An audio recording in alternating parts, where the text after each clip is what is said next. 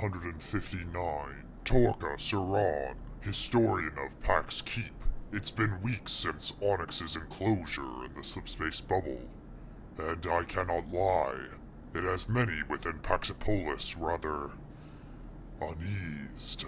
This city was built on the foundation of peace and cooperation, yet we cower, fearing what other foes come out of the shadows, whether it be armored, glowing machines, or religious fanatics who crave blood. And while the Kaidon and the others plan their next moves, I've compiled all my knowledge of all of our efforts here on this strange world and what led to this new calamity that has befallen us all. Perhaps it'll show doubtful humans and Sangheili of what both of our races can accomplish once we lay aside the scars of war.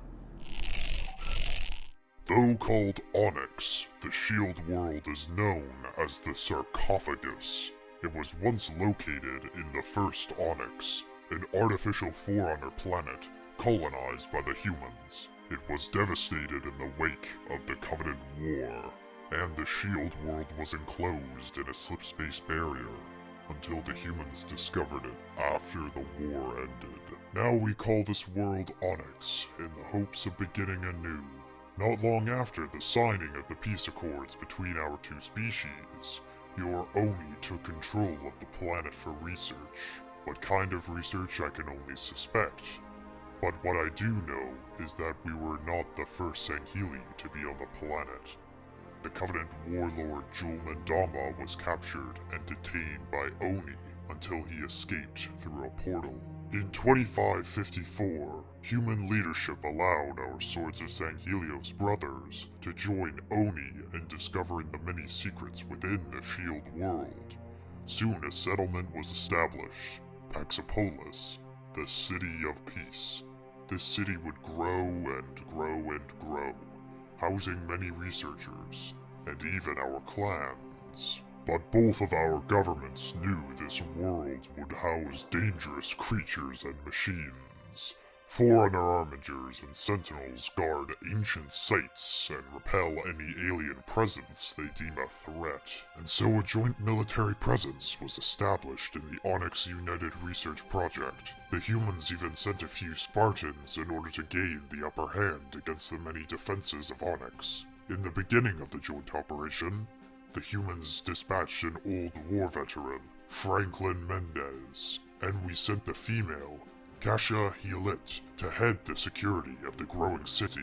In the years to come, however, Kasha left that post to become headmaster of the Pax Institute, an interspecies school that teaches our young the cultures of human, Sangheili, Unggoy, and even the Forerunners themselves. Though many still bear the scars of the war, and taught their own fledglings to hate our race for the sins of our past. And so segregation and even interspecies bullying began at the Institute. Yet progress thrived in Paxopolis. In the years that followed, many settled on the Shield World to discover its secrets. Even the Unggoy were allowed to settle on Onyx, and some teach at the Institute, with their own young attending.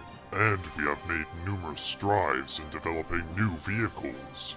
Thanks to our joint cooperation, we now have vehicles that merge with UNSC and Old Covenant technology, even some with Forerunner innovations. We all share a common goal, to study the many secrets of those who made this place, and we have made great strides in that regard. The repository is one such find.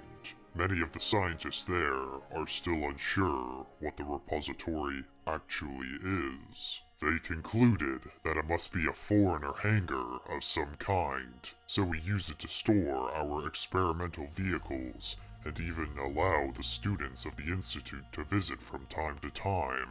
Yet there are hostile beasts that roam the planet, many of which are within the outer barrier of the city. The natural wildlife have proven to be just as fearsome as those damn Forerunner machines.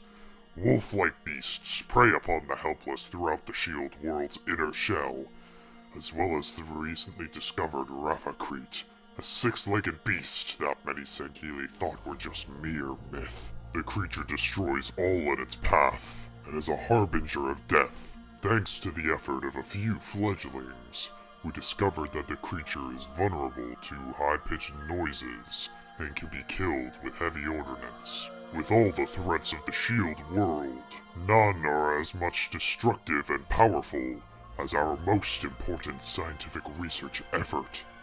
A Guardian. One that has slumbered with Onyx for thousands of years. Until now, many of its kind had awoken throughout many human and Covenant colonies, and our task is to find out why. The humans called this mission Project Goliath. Little did we know that the ancient stories of the Livruka were true. These were not some artifacts for study. They are demons from the ground and mustn't be awoken. But this one had awoken. Along with another, one had arisen during the Battle of Sanion on the homeworld, and destroyed the city, as the Arbiter's victory was within reach. And within a day, following the news of the death of Julmandama and the fall of the Covenant, a strange voice cried out throughout Paxopolis, a female voice, demanding either submission or death. Then that following day, the ground shook, and the Guardian rose and unleashed hell upon us all. Armigers poured through the streets and waged war upon the City of Peace. But another force was at work against us. Nurupe Odosima, the servants of the Abiding Truth. Somehow they had used the same portal Jewel had used years ago to amass a small army on Onyx, led by Jewel's fledgling son, Dural Mandama, though known to his followers as the Pale Blade. The servants attempted to acquire one of our Huragok engineers for whatever honorless ambitions they had hatched. They attacked a school and kidnapped the Huragok prone to drift, and strangely, a Sangheili student named Bakar. At the time we knew not why the Pale Blade cared about him, but he was in fact his brother, Asum Mandama, the youngest son of Jewel Mandama, sheltered by Kasha Hillet, a human girl. Molly Patel pursued them along with our two Spartans, though the servants kept the two at bay. The girl returned with Asum and the Huragok with news of that Dural was betrayed by one of his own, and they fled from wolf-like beasts pursuing them.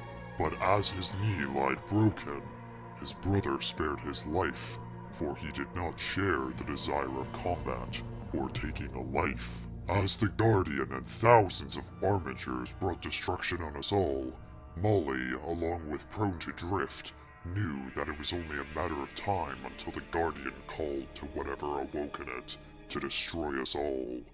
So, Prone to Drift repaired Onyx's subspace controls and sent the Shield World and its neighboring planets back into the slipspace bubble, disabling its communication systems. Though that was not enough, the Huragok knew that the Guardian might circumvent the communications blackout and reconnect to whatever force commands it. So, the human girl along with a group of fledglings, 2 human children, an Unggoy female, and Asum, took a Pelican dropship with Prone to Drift and dropped it in the monstrous face of the Guardian. The Huragok managed to disable the gravity that held the Guardian together, and the cursed thing crumbled to the ground. The fledglings were reckless, but they were cunning, and they stood together with honor. They protected Paxopolis from 2 invaders, and the families and clans within, yet not without cost. We are trapped in this damn bubble, unable to reach out to either of our governments for aid or extraction. And we are not alone. The Pale Blade still lives, no doubt weeding out those disloyal to him and relocating his forces. No doubt preparing the next atrocity. Though our communications are unresponsive, the Kaidon of Pax Keep has urged many others to continue distress transmissions to any swords of Sangheilio's fleets. I imagine the humans are doing the same, but for now, we must fend for ourselves. Forces are out here bent to destroy us all, But we cannot allow Pax to fall, for the City of Peace represents the future of what our galaxy may become.